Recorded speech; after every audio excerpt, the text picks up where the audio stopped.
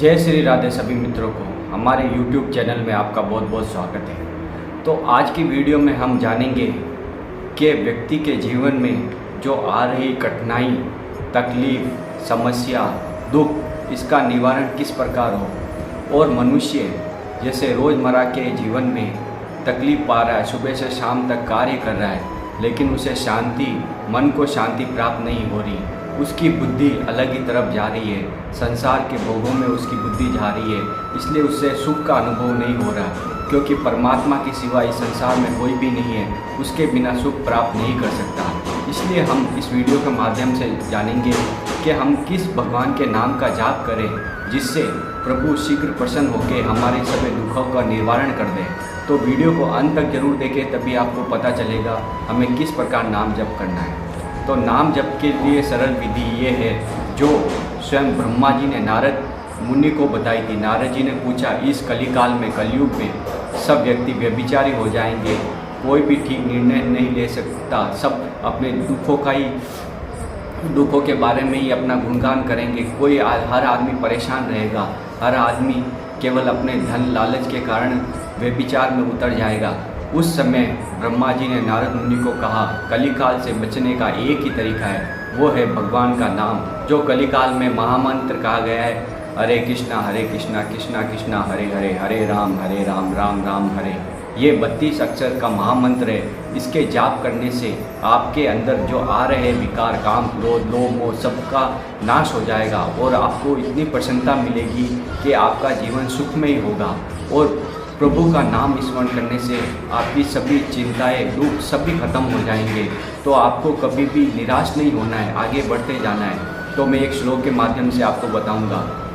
भाव कुभाव अनक आलस हो, नाम जपत मंगल दिशि दस हो।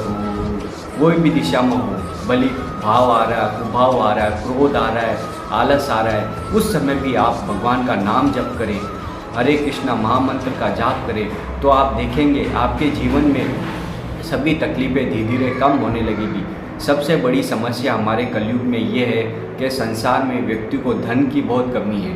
धन के कारण व्यक्ति गलत कार्य में उतर जाता है, उसकी बुद्धि का नाश हो जाता है और व्यक्ति व्यभिचार में उतर जाता है। इससे प्रसन्नता कहाँ मिलेगी, आदमी भ्रष्ट हो जाता है, उसकी बुद्धि भ्रष्ट हो जाती है और अंत समय में उसको मृत्यु का वरण करना पड़ता है, क्योंकि व्यभिचार आ जाने पर व्यक्ति अपना इंद्रियों का संयम खो देता है और केवल काम वासना के भोगों में अपना जीवन बर्बाद कर देता है। तो आपको ये चाहिए, कलयुग में आपका जीवन सरल बनाने के लिए, सुखमय बनाने के लिए, धन की प्राप्ति के लिए, कोई भी चीज़ हो, आपको शांति अगर चाहिए तो निरंतर भगवान का नाम जप करें। जो भी आपके इष्ट देव हैं, भगवान श्री कृष्ण, भगवान श्री राम, आपके जो भी इष्ट है, महादेव जी, उनका निरंतर नाम जप करिए। नाम जप करेंगे तो आपको पता चलेगा जो आपका सूक्ष्म शरीर में जो मन और बुद्धि है उनके द्वारा जो आपकी वासनाएं फेंकी जा रही है अंदर से, वो धीरे धीरे खत्म होगी, आपके पापों का नाश खत्म होगा।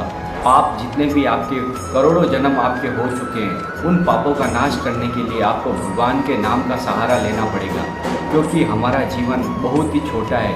इस जीवन में आके अगर हम भगवान को प्राप्त नहीं कर पाए तो हमारे लिए बहुत ही बड़ा दुविधा का विषय है, क्योंकि मनुष्य जन्म बहुत दुर्लभ माना गया है। इस मनुष्य जन्म में आकर भगवान का नाम कीर्तन नहीं करना, यह बहुत ही बड़ी हानि हो जाएगी।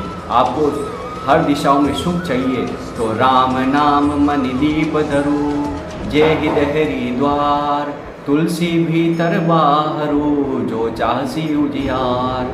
तुलसीदास जी कहते हैं, हे मनुष्य, तू भीतर और बाहर दोनों ओर उजाला चाहता है अपने जीवन में, तो राम नाम रूपी मणि को अपने जिह्वा पर रख, फिर देख बदलाव और अपना आनंद चाहिए जीवन में, तो राम नाम को पकड़ लो। किसी भी जो भी इष्ट देव का उस नाम को पकड़ लो, फिर आप देखोगे आपके जीवन में क्या बदलाव होता है। ये मैं झूठ नहीं बोल रहा हूँ, वीडियो के माध्यम से यही बात आप तक पहुँचाना चाहता हूँ कि हमारे मन में जो गंदी वासनाएं भरी हुई है, काम, क्रोध, लोभ, मोह की, इन सबको त्यागिए और भगवान की शरण में चले जाइए। सर्वधर्मान् परित्यज्य मामेकं शरणं व्रज, अहं त्वां सर्वपापेभ्यो मोक्षयिष्यामि मा शुचा। इसका भावार्थ ये है कि सम धर्मों कर्मों को छोड़कर भगवान की शरण में चले जाओ, वो तुम्हारे सभी पापों को नाश कर देंगे तथा तुम्हारे जीवन को सुखमय बना देंगे। तो कलयुग में जैसे 4 युग बताए गए हैं, सतयुग, द्वापर युग, त्रेता युग और कलयुग। सतयुग में तो केवल ध्यान के माध्यम से ही व्यक्ति भगवान को प्राप्त कर सकता था। त्रेता युग में केवल यज्ञ के द्वारा, द्वापर युग में भगवान की पूजा अर्चना द्वारा और कलयुग में केवल नाम संकीर्तन से ही जो पद प्राप्त परम धाम को जाना चाहता है, प्रभु के धाम में जाना चाहता है, उसका कल्याण अवश्य हो जाएगा। क्योंकि प्रभु के धाम में जाकर आपकी ये सुख दुख सब चीज़ें खत्म हो जाएगी। आपको ब्रह्मादि के भी भोग सब विषम लागत आई, ब्रह्मादि के भी भोग आपको विषम लागत लगने लगेंगे। क्योंकि जो देवताओं को भी दुर्लभ है, जो राजा इंद्र को भी दुर्लभ है, वो मनुष्य जन्म आपको मिला है केवल भजन करने के लिए। आप सब केवल माया के कारण भूल गए हैं कि आपका जन्म किस लिए हुआ है। क्योंकि आप माता के गर्भ में थे तब आपको कुछ भी पता नहीं था, आपने इतनी कष्ट पीड़ा सहन करके फिर इस मनुष्य जन्म में आप आए हैं। तो माया के आवरण को दूर करिए, नाम रटन करिए, माया का प्रभाव आपके ऊपर बिल्कुल नहीं पड़ेगा। अगर आपके जीवन में नाम जप नहीं है तो माया आपको गिरा देगी, इस भवसागर को पार नहीं होने देगी। अगर जीवन में भवसागर को पार करना है तो भगवान नाम का जाप अत्यधिक कीजिए। 24 घंटे में जितना भी आपसे हो सके उस नाम का जाप करिए। फिर देखिए आपका जीवन आनंदमय होगा, आपके जीवन में कोई तकलीफ नहीं रहेगी। इस विषय पर आपको ये वीडियो कैसा लगा कमेंट करके ज़रूर बताएं तथा वीडियो पे नए हैं तो चैनल को सब्सक्राइब जरूर कर दें। जय श्री राधे श्याम।